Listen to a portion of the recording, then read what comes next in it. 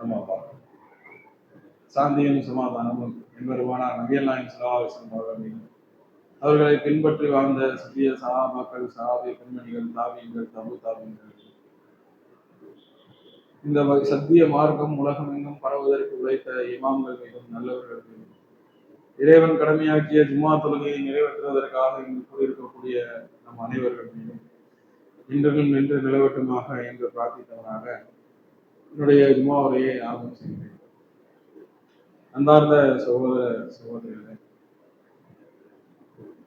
நாம் எல்லாம் சத்திய மார்க்கத்தில் பயணித்துக் கொண்டிருக்கின்றோம்.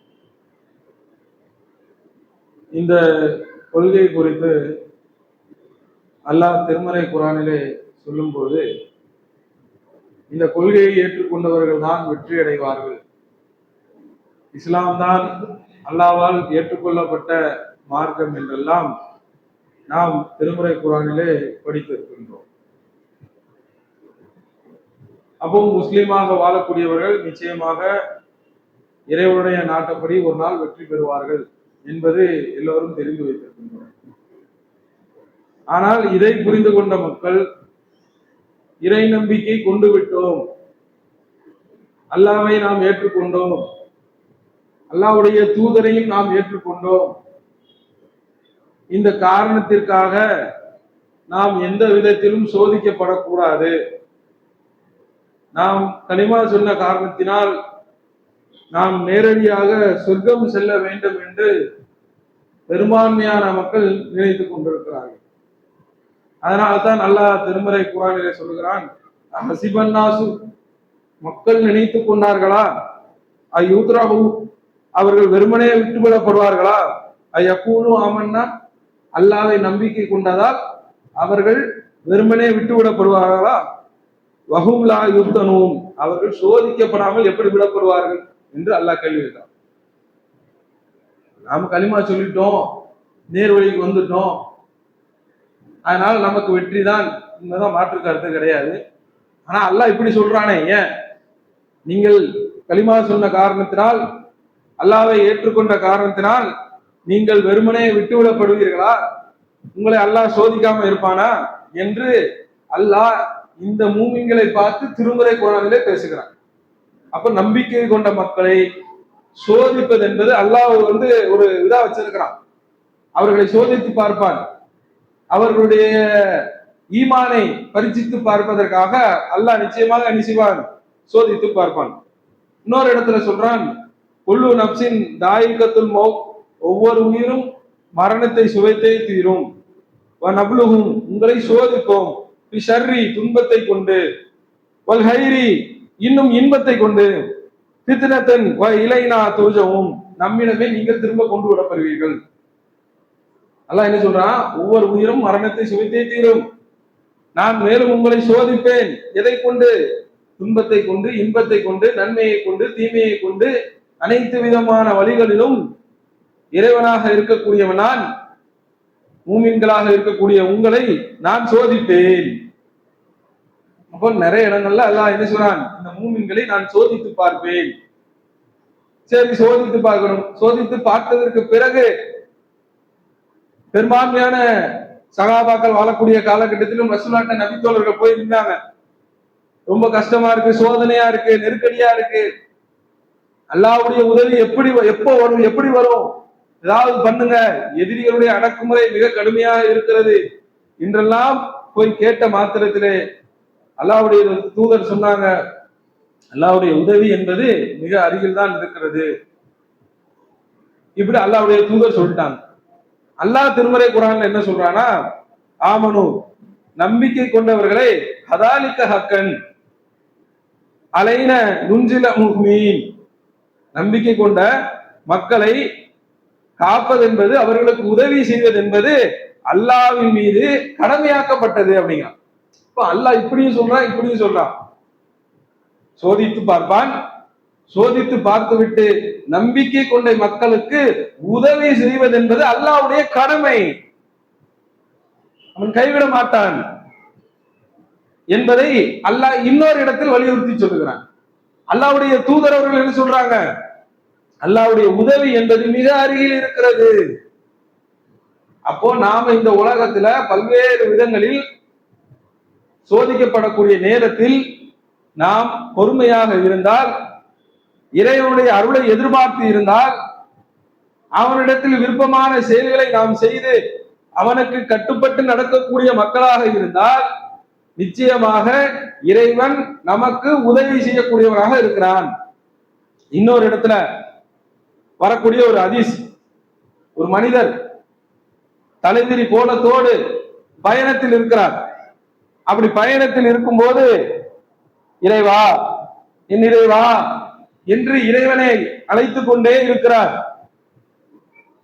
ஆனால் அந்த இடத்திலே அவர் செய்த தவறு என்னவென்றால், அவர் குடிக்கின்ற பானம் தடை செய்யப்பட்டதாக இருக்கிறது, அவர் உண்ணுகின்ற உணவு தடை செய்யப்பட்டதாக இருக்கிறது, அவர் உடுத்துகின்ற உடையும் தடை செய்யப்பட்டதாக இருக்கின்றது. பிறகு எப்படி அல்லாஹ் உதவி செய்வான் என்பதை நபி ஸல்லல்லாஹு அலைஹி வஸல்லம் சொல்றாங்க. அப்ப அல்லாஹ்வுடைய உதவியை பெறுவதற்கு இடையூறாக இருக்கக்கூடிய சில விஷயங்களை விட்டும் நாம் இன்ஷா அல்லாஹ் என்ன செய்ய வேண்டும்? விலகி கொள்ள வேண்டும். இறைவன் எதை வெறுக்கிறானோ, இறைவன் எதை விட்டு நம்மை தூரமாக ஆக சொல்லுகிறானோ, அந்த செயலில் இருந்து நாம் விலகி கொண்டோம் என்றால் இறைவனுடைய உதவி என்பது இன்னும் அருகில் இருக்கும் இன்ஷா அல்லாஹ். அப்ப அந்த அடிப்படையில் இறை உதவியை நாம் என்ன செய்ய வேண்டும்? எதிர்பார்த்தவர்களாக நாம் நம்மளுடைய வாழ்க்கையில் அனுதினமும் பயணித்துக் கொண்டுதான் இருக்கிறோம். துன்பத்திலும் இன்பத்திலும் எல்லா நிலையிலும் அல்லாஹ்வை நினைவு கூற வேண்டும். பெரும்பான்மையான மக்கள் என்ன செய்வாங்கன்னா, துன்பம் வரும்போது மட்டும் ரொம்ப கடுமையான முறையில அல்லாஹ்வை தேடுவாங்க, நெருக்கடியான நிலையில மட்டும் அல்லாஹ்வை தேடுவாங்க. பள்ளியில எல்லா நேரமும் இருப்பாரு, தொழுகையிலே இருப்பாரு, குர்ஆனை ஓதுவாரு, திக்ரு செய்வார், எல்லா அமல்களும் செய்வாரு.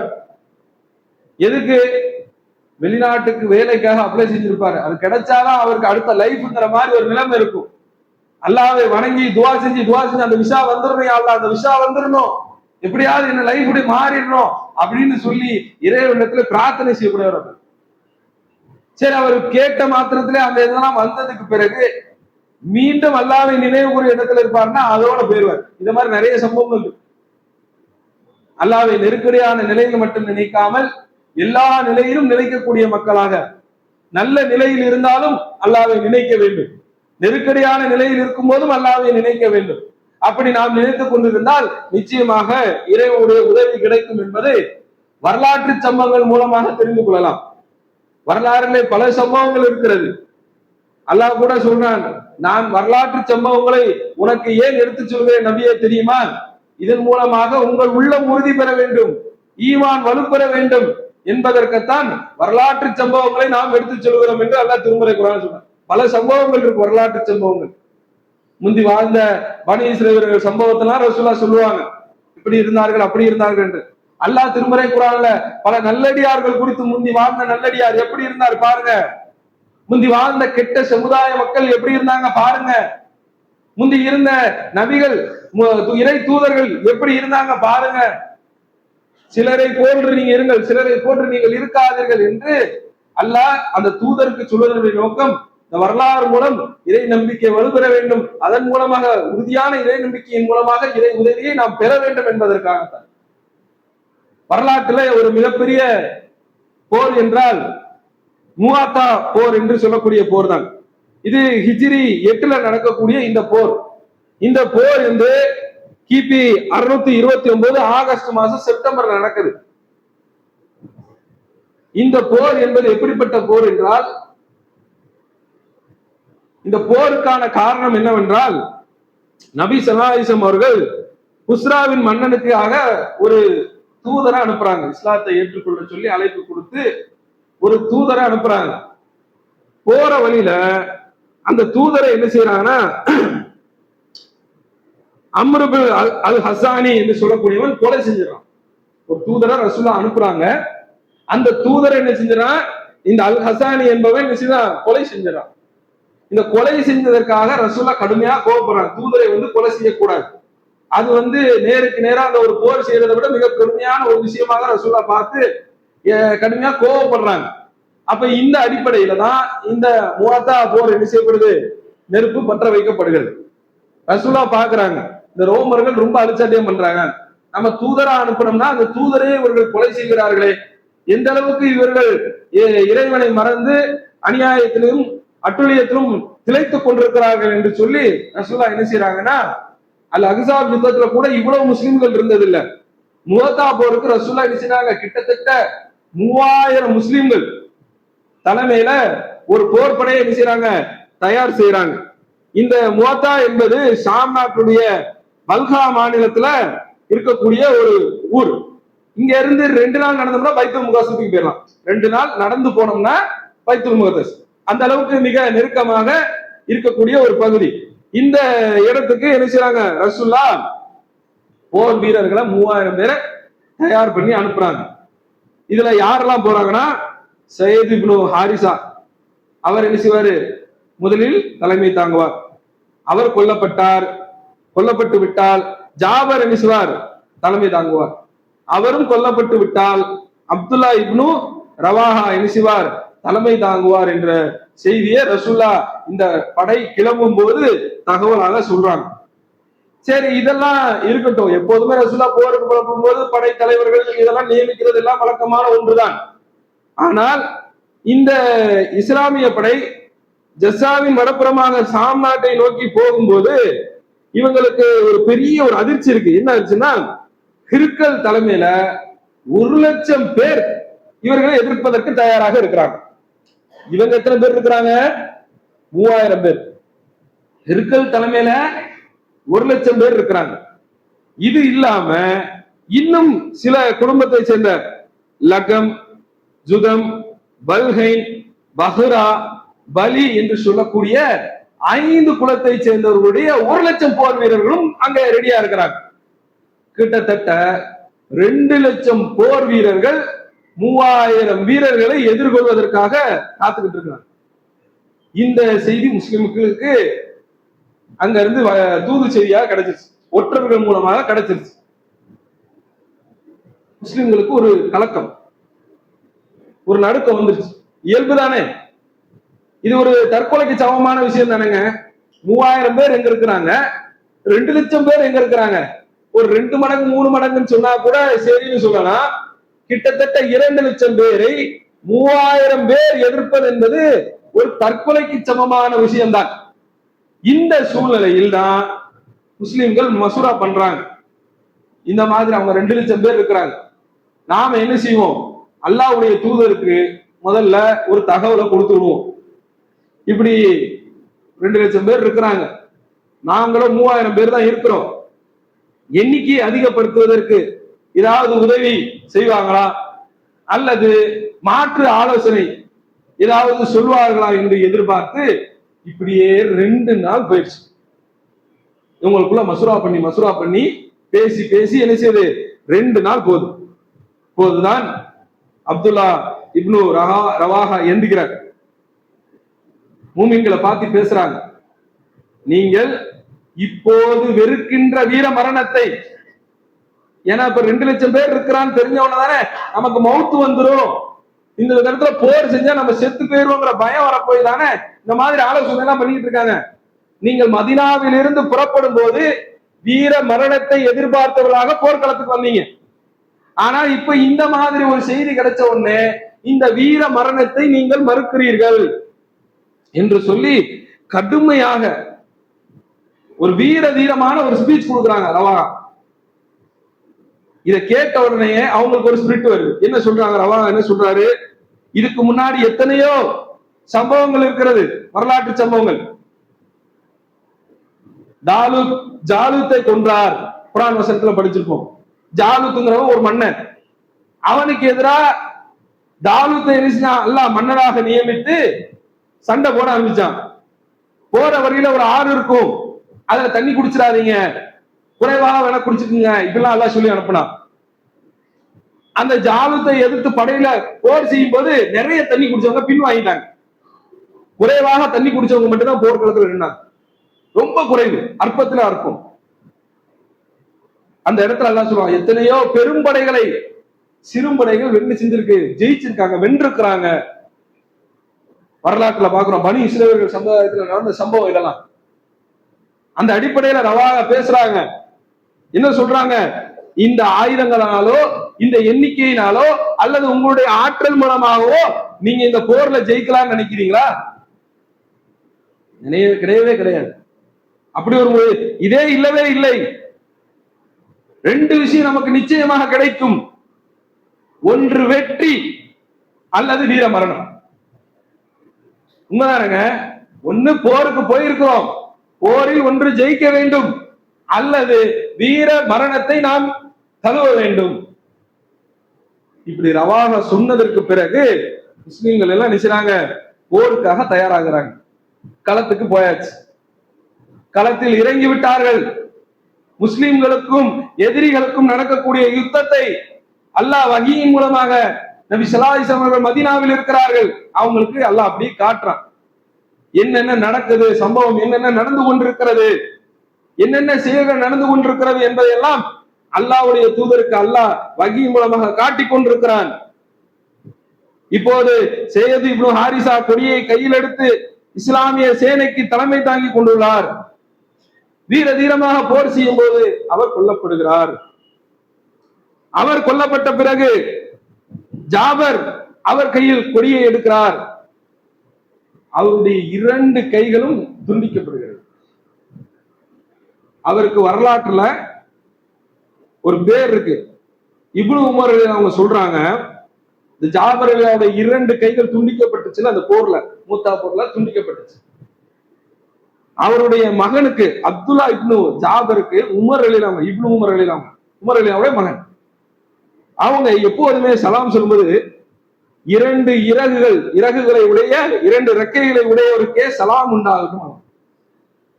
மறுமையில அல்லாஹ் அவருக்கு என்ன கொடுத்திருக்கிறான்? 2 ரெக்கைகள் மூலமாக அவரை கண்ணியப்படுத்தி இருக்கிறான். அவர் விரும்பிய இடத்துக்கெல்லாம் செல்லக்கூடிய பாக்கியத்தை கொடுத்திருக்கிறான். மேலும் இந்த ஜாபர் ரலியல்லாஹுடைய உடம்பில் 90க்கும் மேற்பட்ட காயங்கள் என்று வரலாற்றிலே ஹதீஸ்களிலே பதிவு செய்யப்பட்ட செய்தியை பார்க்கிறோம். அப்ப ஜாபர் அவர்கள் 2 கைகள் துண்டாக்கப்பட்டு அவர்களும் போர்க்களத்தில் வீர தீரமாக கொல்லப்படுகிறார்கள். அவரை தொடர்ந்து அப்துல்லா இப்னு ரவாஹா அவர்களும் போர்க்களத்திலே கொடியை கையில் ஏந்துகிறார்கள். அவர்களும் வீர தீரமாக போர் புரிகிறார்கள். அவர்களும் கொல்லப்படுகிறார்கள். 3 படைத்தளபதி தான் நியமிச்சாங்க. இவர் இல்லைனா இவர், இவர் இல்லைனா இவர், இவர் இல்லைனா இவர். இஸ்லாமிய சேனைக்கு தளபதி இல்லாம தடுமாறி கொண்டிருக்கிறது படை. அல்லாஹ்வுடைய உதவி, காலித் ரலியல்லாஹு அவர்கள் அந்த கொடியை கையில் ஏந்தினார்கள். அவர்கள் மூலமாக அந்த படைக்கு அல்லாஹ் வெற்றியை கொடுத்தான். பிற்காலத்துல காலித் ரலியல்லாஹு அவங்க சொல்றாங்க, இந்த போர்க்களத்தில் மட்டும்தான் கிட்டத்தட்ட 9க்கும் மேற்பட்ட வாள்கள் உடைந்து போனது. சண்டை போட்டு வாள் உடைஞ்சுக்கிட்டே இருக்கு. எவ்வளவு வீரமா, எவ்வளவு போர்ஸா ஃபைட் பண்ணிருப்பாங்க. 9 வாள்கள் உடைந்த பிறகு ஒரு பெரிய வாளை வைத்துதான் கடைசியாக போர் செஞ்சேன்னு காலித் ரலியல்லாஹு அவங்க சொல்லக்கூடிய செய்தியை பார்க்கிறோம். அப்ப இந்த அளவுக்கு இந்த சின்ன படை இந்த பெரிய படையை ஜெயித்ததற்கு காரணம் என்ன? வரலாற்றிலே அரேபியர்கள் பேசுறாங்க. அரேபியர்கள் எப்படி பேசுகிறார்கள் என்றால், முஸ்லிம்களை பற்றி அவங்க இந்த போருக்கு பிறகு ஒரு அச்சம் வந்துருச்சு, ஒரு நடுக்கம் வந்துருச்சு. ஏன்னா இதுக்கு முன்னாடி எந்த அரபு குலத்தை சேர்ந்தவர்களும் இவ்வளவு 3000 பேர் சொற்பமான எண்ணிக்கையில், அன்றைக்கு ரோம பேரரசு என்பது மிகப்பெரிய பேரரசு, ரோமர்களை ஓட ஓட விரட்டி எடுத்தது என்பது சாத்தியமே இல்லாத ஒரு செயல். எப்படி நடந்துச்சு? அப்போது அந்த மக்கள் பேசிக் கொள்கிறார்கள். எப்படி பேசுகிறார்கள் என்றால், இவர் உண்மையில் அல்லாஹ்வின் புறத்தில் இருந்து வந்த தூதர் ஆவார், இவருக்கு அல்லாஹ்வுடைய உதவி வழங்கப்பட்டு கொண்டே இருக்கிறது. யாருக்கு? முகமது.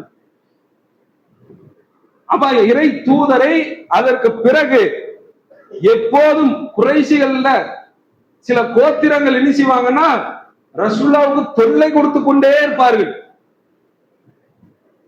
அனுதினமும் பிரச்சனை, நிம்மதியான வாழ்க்கையே இருக்காது. ஏதாவது ஒரு தொல்லையை கொடுத்து கொண்டு இந்த முகமதை ஒழித்து கட்ட வேண்டும், இவரை ஒண்ணு இல்லாம ஆக்கணும், இவர் கொண்டு வந்த மார்க்கத்தை ஒண்ணும் இல்லாம ஆக்கணும் முஸ்லிம்களை களை எடுக்க வேண்டும் என்று சொல்லி அனுதினமும் யோசிக்கக்கூடிய சுலைம் கோத்திரத்தார், ஜஸ்ஸா கோத்திரத்தார், ஹத்பான், துப்பியான், ஃபஜரா போன்ற 5 கோத்திரத்தை சேர்ந்தவர்களும் இதன் பிறகு இஸ்லாத்தை ஏற்றுக்கொண்டார்கள். அப்போ அல்லாஹ்வுடைய உதவி இவர்களுக்கு அல்லாஹ்வின் புறத்திலிருந்து வருகிறது என்பதை எதிரிகள் உணர்ந்து கொண்டார்கள். மூமினாக இருக்கக்கூடிய நாம் உணர மறுக்கிறோம். நாம் நம்முடைய வாழ்க்கையில் இறைவனுடைய உதவியை எப்படி எதிர்பார்த்து வாழ வேண்டும் என்பதை நாம் இன்னும் புரிந்து கொள்ளாமல் இறைவனுடைய அருளில் நம்பிக்கை இழந்த மக்களாக நாம் பெரும்பான்மையான மக்கள் இருந்து கொண்டிருக்கிறோம். அப்படி இருக்கக்கூடாது. எந்த நிலையிலும், எந்த சோதனையிலும், எந்த இக்கட்டான நிலைமையிலும் என்னுடைய ரப்பு என்னை ஒருபோதும் கைவிட மாட்டான். பல இறை தூதர்கள் அந்த நிலையில தான் இருந்தாங்க. இப்ராஹிம் நபியை பாருங்க, மூசா நபியை பாருங்க, யூசுப் நபியை பாருங்க, முகமது நபி ஸல்லல்லாஹு அலைஹி வஸல்லம் அவர்களையும் பாருங்க. குகையில போய் தஞ்சம் அடைஞ்சாங்க. எதிரிகள் தேடி வந்தாங்க. கொஞ்சம் குனிந்து பார்த்தார்கள் என்றால் ஆளை அன்னைக்கே க்ளோஸ் பண்ணிருப்பாங்க. ஏன்னா அவ்வளவு பரிசு தொகையை அறிவித்தார்கள் எதிரிகள். முகமதையும் அவர் கூட இருக்கிறவரையும் கைது பண்ணி கொண்டு வாங்க, உங்களுக்கு அளவில்லா செல்வத்தை தரோம் என்று குறைஷிகள் அறிவித்தார்கள். கொஞ்சம் குனிந்து பார்த்தார்கள் என்றால் முடிஞ்சிச்சு. அப்ப என்ன சொன்னாங்க? அல்லாஹ்வுடைய தூதர், அல்லாஹ் நம்மோடு இருக்கிறான். அவ்வளவு தூரம் தேடி வந்தவன் அல்லாஹ் அந்த இடத்துல அவனை குனிந்து பார்க்க வைக்கிறதுக்கு எவ்வளவு நேரம் ஆகும்? நம்முடைய வாழ்க்கையிலும் நம்முடைய நிலையை மாற்றுவதற்கு ஒரு செகண்ட் போதும். உங்களை நல்ல விதமாக வாழ வைப்பதற்கும் ஒரு செகண்ட் போதும். உங்களை சோதிப்பதற்காக ஒரு நரம்பை பிடிச்சு இழுத்தாலும் போதும், முடிஞ்சது. அப்போ நம்முடைய வாழ்க்கையில் எல்லாம் இறைவன் தான் நம்மை சோதிப்பான். சோதனையின் முடிவு என்பது இன்ஷா அல்லாஹ் அது நாம் இறை நம்பிக்கையில் உறுதியானவர்களாக நாம் மாறி இறைவனுடைய அருளை பெற்றவர்களாக நாம் வாழ்வதற்கு இறைவன் உங்களுக்கும் எனக்கும் அருள் புரிய வேண்டும் என்று கூறியவனாக என்னுடைய முதல் உரையை முடித்துக் கொள்கிறேன்.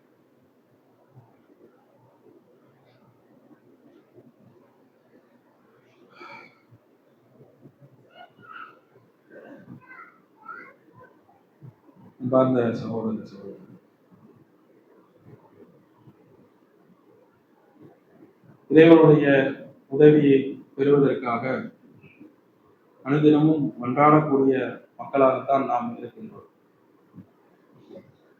அதை அடைவதற்கு நாம் செய்ய வேண்டியவை, செய்யக்கூடாதவை என்று பிரித்து காட்டினோம் முதல் வரை. இன்னொரு சம்பவத்தையும் உங்களுக்கு நான் சொல்ல கடமைப்பட்டிருக்கிறேன். ஒரு சில தினங்களுக்கு முன்பாக மதுரையைச் சேர்ந்த மார்க்க பிரச்சாரகர், தௌஹீத் ஜமாத்தை சேர்ந்த மார்க்க பிரச்சாரகர் சுலைமான் என்று சொல்லக்கூடியவர், அவர் என்ன செஞ்சார்னா இறந்து விட்டார், மௌத்தாயிட்டார். அவர் இந்த மார்க்க பிரச்சாரத்தை, இஸ்லாமிய அழைப்பாளராக இருக்கக்கூடிய இந்த பணியை, அழைப்பு பணியை எந்த அளவுக்கு விரும்பி இருக்கிறார்னு பாருங்க. தலைமையில இந்த ஜும்மாவுடைய சாட்டு போடுவதற்கு யூசுப் அலி என்று சொல்லி நெல்லையில ஒருத்தர் இருக்கிறார். அவருக்கு இவர் தகவல் சொல்றார். என்ன சொல்றாருன்னா, இந்த சுலைமான் இறந்து விட்டான் என்ற செய்தி உங்கள் காதுகளை, செவிகளை அடையும் வரை எனக்கு ஜும்மா பிரச்சாரத்திற்கான சாட்டு நீங்க போடாம இருக்கவே கூடாது. நான் மௌத்தா போயிட்டேங்கிற செய்தி வர்ற வரைக்கும் நீங்கள் எனக்கு இந்த அழைப்பு பணிக்கான ஷெட்யூலை, அட்டவணையை நீங்கள் எனக்கு போட்டுக்கொண்டே இருங்கள். எந்த அளவுக்கு இந்த மார்க்கத்தை நேசிக்கக்கூடியவர்களாக இருந்திருக்காங்க. வரலாற்றுகள்ல பார்க்கிறோம், நடைமுறையில வாழக்கூடிய நேரங்களையும் பாருங்க. சில மக்கள் இந்த இஸ்லாத்தை நேசிக்கக்கூடியவர்களாக இருக்கிறார்கள், விரும்பக்கூடியவர்களாக இருக்கிறார்கள். அதற்காக தன்னுடைய வாழ்க்கையில் எதையாவது செய்ய வேண்டும், இறைவனுடைய அருளை இதன் மூலமாக எவ்வாறாவது பெற வேண்டும் என்று அனுதினமும் நித்தித்துக் கொண்டு சிந்தித்துக் கொண்டு முயற்சித்துக் கொண்டு இருக்கிறார்கள். சகோதரர் அப்துல் நாசர் அவர்களை இடையில சந்திக்கிறாங்க. இந்த சுலைமான் அவர்கள் சொல்லுகிறார்கள், அவங்க 2 பேரும் பேசிட்டு இருக்கும்போது உடல்நிலை குறித்து விசாரிக்கப்படுகிறது. அப்ப சுலைமான் அவர்களுக்கு அப்துல் நாசர் அவர்கள் அறிவுரை சொல்றாங்க, நீங்க என்ன செய்யுங்க, இவ்வளவு தூரம் போய்லாம் பிரச்சாரம் பண்ண அவசியம் இல்ல, கொஞ்சம் ரெஸ்ட் எடுத்து ஓய்வு எடுத்து ஏதாவது பண்ணிக்கலாமே, இங்க பக்கத்துல ஏதாவது செஞ்சுக்கலாமே அப்படிங்கிறாங்க. அதெல்லாம் வேண்டாம், நான் முதலில் சொன்னதை போன்று நீங்க எனக்கு செஞ்சு கொடுங்க அப்படிங்கிறாங்க. இப்போது அவர் இறந்து விட்டார். அல்லாஹ் அவருடைய பணியை புரிந்து கொள்வானாக. அதே போன்று நாமும் அல்லாஹ்வுக்காக செய்யக்கூடிய பணிகள் என்பது அர்ப்பணிப்போடு உணர்வுபூர்வமாக இருக்க வேண்டும். எந்த செயலாதான் அதை அற்பமா நினைக்காதீங்க. ஒரு சின்ன செயலை கூட அல்லாஹ்வுக்காக செய்யக்கூடிய ஒரு விஷயத்தை, இன்றைக்கு இஸ்லாத்துலதான் இருக்கிறாங்க, குடும்பம் பாத்தீங்கன்னா இஸ்லாத்துல இருக்குது, பிள்ளைகளை பாத்தீங்கன்னா தருதலையா இருக்கு, சினிமா கூத்தாடி பின்னாடி அலையிறான், மார்க்கம்னா என்னன்னு தெரியல, இறை தூதர்னா என்னன்னு தெரியல. இந்த இறை தூதர் இந்த சமுதாயத்திற்காக அனுதினமும் சிந்தித்தும் நிந்தித்தும் வாழ்ந்து கொண்டிருந்தார். எத்தனையோ நபிமார்கள் அவர்களுடைய பிரார்த்தனை இந்த உலகத்திலே பயன்படுத்திட்டாங்க தெரியுமா? நபிமார்களுக்கு என்று அல்லாஹ் பிரத்யேகமா ஒரு பிரார்த்தனை கொடுத்தான். அந்த பிரார்த்தனை எல்லாம் நபிமார்கள் இந்த உலகத்திலே பயன்படுத்திட்டாங்க. ஆனா அல்லாஹ்வுடைய தூதர் இந்த சமுதாயத்திற்காக என்னுடைய பிரார்த்தனை நாளை மறுமையில வச்சிருக்கிறேங்க. அவ்வளவு நேசிக்கக்கூடியவர். இந்த சமுதாயத்தின் மீது கவலை கொண்டு தன்னுடைய உயிரை மாய்த்துக் கொள்வாரோ என்று சொல்லி அல்லாஹ் திருமறையில பேசக்கூடிய அளவுக்கு கவலை கொண்ட நபி. அப்படிப்பட்ட நபி யாருன்னு தெரியல, அவங்களுடைய வாழ்க்கை வரலாறு தெரியல. என்ன காரணம் சொல்லுங்க? முதலில் நாம் படிப்பதில்லை. நாம் படித்து தெரிந்திருந்தால் எப்பேற்பட்ட இறை தூதரை, ஒரு தலைவரை நாம் பெற்றிருக்கிறோம் என்பதை நாம் உணர்ந்திருந்தால் நம் பிள்ளைகளுக்கு சொல்லிக் கொடுப்போம். நாமே உணராத போது பிறருக்கு எப்படி சொல்லிக் கொடுக்க முடியும்? மனைவிக்கு எப்படி சொல்லிக் கொடுக்க முடியும்? தாய் தகப்பனுக்கு எப்படி சொல்லிக் கொடுக்க முடியும்? உற்றார் உறவினர்களுக்கு எப்படி சொல்லிக் கொடுக்க முடியும்? அப்ப இறை தூதரின் வாழ்க்கையை நாம் படிக்க வேண்டும், இறை தொடர்பை அதிகப்படுத்த வேண்டும். அப்படிப்பட்ட நன்மக்களாக நாம் இருந்தோம் என்றால் இன்ஷா அல்லாஹ் இறைவன் பொருந்தக்கூடிய விதத்தில் நம்முடைய வாழ்க்கை இம்மையிலும் மறுமையிலும் அமையும் என்று கூறியவனாக என்னுடைய உரையை முடித்துக்கிறேன். ஒரு அறிவிப்பு, நோன்பு கஞ்சி வசூல் கிளையில் நடந்து கொண்டிருக்கிறது. நோன்பு கிட்டத்தட்ட 16 நோன்புகளை நாம் கடந்து வந்து கொண்டிருக்கிறோம். இன்னும் பெரும்பான்மையான சகோதரர்கள் நோன்பு கஞ்சிக்கான பொருளாதாரத்தை கொடுக்காமல் தாமதப்படுத்திக் கொண்டிருக்கிறீர்கள். விரைவாக அதற்காக கொடுத்து உதவுங்க. கிட்டத்தட்ட இன்னும் ஒரு 15-16 கஞ்சிக்கு தான் கிட்டத்தட்ட பொருளாதாரம் நெருங்கி கிடைத்திருக்கிறது. இன்னும் நிறைய வர வேண்டியிருக்கிறது. நிறைய சகோதரர்கள் கொடுக்கக்கூடிய சகோதரர்களுடைய பெயர்கள் கூட இன்னும் என்ன செய்யப்படல, பதியப்படலை. ஏன்னா நிர்வாகங்கிறப்போ அவங்களுக்கு தெரியும் இன்னும் ஒரு கொடுக்கக்கூடியவங்க இவங்க கொடுக்கக்கூடியவங்க அப்படிங்கிறப்போ அவங்க என்ன செய்யுங்க, தாமதப்படுத்தாமல் கொடுத்து உதவுனீங்கன்னா அது நிர்வாகத்தை தொய்வில்லாம கொண்டு போறதுக்கு வசதியா இருக்கும். அந்த அடிப்படையில 4000 ரூபாய் ஒரு கஞ்சிக்கு நிர்ணயிக்கப்பட்டிருக்கிறது. சில சகோதரர்கள் நினைப்பாங்க 4000 ரூபாய்ங்கிறது ஒரு பெரிய தொகையா இருக்கும் சில பேருக்கு. இப்ப நீங்க பாதி கஞ்சி கொடுக்கலாம், நன்மை நாடி எவ்வளவு வேணாலும் செலவழிக்கலாமே, பாதி இல்லையா ஒரு 1000 கொடுக்கலாமே. இந்த மாதிரி அடிப்படையில உங்களால் முடிந்த பொருளாதார உதவி முழுசாதான் கொடுக்கணும்னு இல்லை, முடிந்ததை செய்யக்கூடிய அளவுக்கு அல்லாஹ் என்ன செஞ்சிருக்கான், நமக்கு வழிவகை செஞ்சிருக்கான். ஒரு பேரித்த மரத்தின் சிறு துண்டையாவது பிரித்து கொடுத்து நரகத்திலிருந்து உங்களை காப்பாற்றிக் கொள்ளுங்கள். அதுவும் இல்லை என்றால் நல்ல சொல் மூலமாக உங்களை காப்பாற்றிக் கொள்ளுங்கள். அப்ப எல்லாமே தர்மம் தான். எல்லா நிலையிலும் உங்கள் உள்ளம் தூய்மையாக நீங்கள் கொடுக்கும் போது அனைத்துமே இறைவனால் ஏற்றுக்கொள்ளப்படும் என்பதை நினைவில் நிறுத்திக் கொண்டு அதுக்காக கொடுத்து உதவுமாறு கேட்டுக்கொண்டு என்னுடைய உரையை முடித்துக்